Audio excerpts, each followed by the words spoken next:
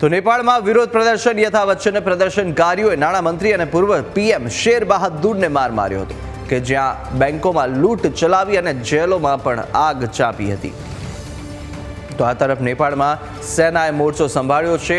નેપાળમાં વસતા ભારતીયોને એલર્ટ રહેવા માટે પણ સૂચના આપવામાં આવી છે, જ્યાં નેપાળમાં રહેતા ભારતીયો માટે હેલ્પલાઇન નંબર જાહેર કરવામાં આવ્યો છે। આંદોલનકારીઓએ પૂર્વ પીએમના પત્નીને જીવતા સળગાવ્યા। સોશિયલ મીડિયા પર પ્રતિબંધ મૂકતા હિંસા ફાટી નીકળી હતી અને હિંસક વિરોધ પ્રદર્શનોને કારણે નેપાળમાં પરિસ્થિતિ સતત ખરાબ થઈ રહી છે। પ્રદર્શનકારીઓએ સંસદ ભવનને આગ ચાંપી દીધી અને આ હિંસામાં અત્યાર સુધીમાં 20થી વધુ લોકો માર્યા ગયા છે, જ્યારે 400થી વધુ લોકો ઘાયલ છે। આ ઉગ્રવાદીઓએ સંસદ, રાષ્ટ્રપતિના ઘર તથા કેબિનેટ મંત્રીઓ સહિતના નેતાઓના ઘરમાં આગ લગાવી દીધી। સમગ્ર દેશમાં ઠેર ઠેર હિંસાના કારણે પરિસ્થિતિ તણાવપૂર્ણ।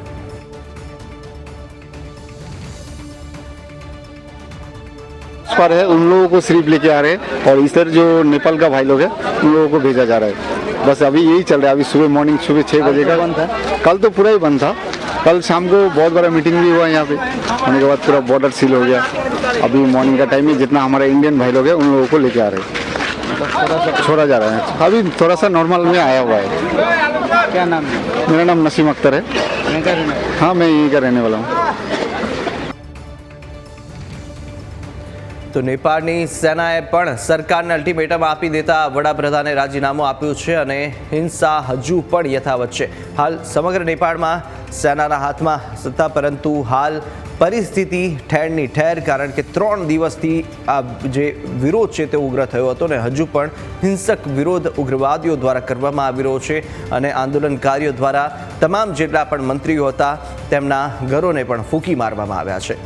તો સાથે પૂર્વ પીએમના ઘરે પણ તોડફોડ કરવામાં આવીને સંસદમાં પણ તોડફોડ કરવાના દ્રશ્યો પણ સામે આવ્યા હતા। આ દ્રશ્યો કે જે ઝેન્ઝી અત્યારે રસ્તા પર ઉતરી આવ્યા છે અને ત્યારબાદ ઉગ્ર વિરોધ અત્યારે નેપાળમાં જોવા મળી રહ્યો છે। મહત્વનું છે કે ત્યાં આગળ વસતા ભારતીયો માટે પણ એલર્ટ રહેવા માટે સૂચના આપી દેવામાં આવી છે અને સાથે ત્યાં વસતા ગુજરાતીઓને પણ પાછા લાવવા માટે મુખ્યમંત્રી ભૂપેન્દ્ર પટેલ દ્વારા પણ પ્રયાસો કરવામાં આવી રહ્યા છે। કેન્દ્ર સરકારના તેઓ સતત સંપર્કમાં છે।